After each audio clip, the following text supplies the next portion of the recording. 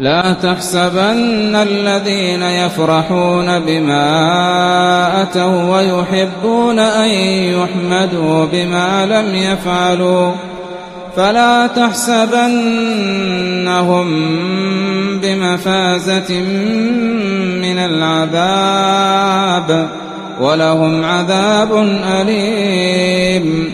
ولله ما في السماوات وما في الأرض والله على كل شيء قدير.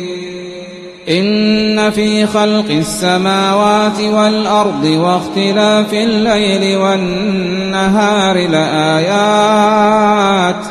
لآيات لأولي الألباب الذين يذكرون الله قياما وقعودا وعلى جنوبهم ويتفكرون في خلق السماوات والأرض ربنا ما خلقت هذا باطلا سبحانك فقنا عذاب النار.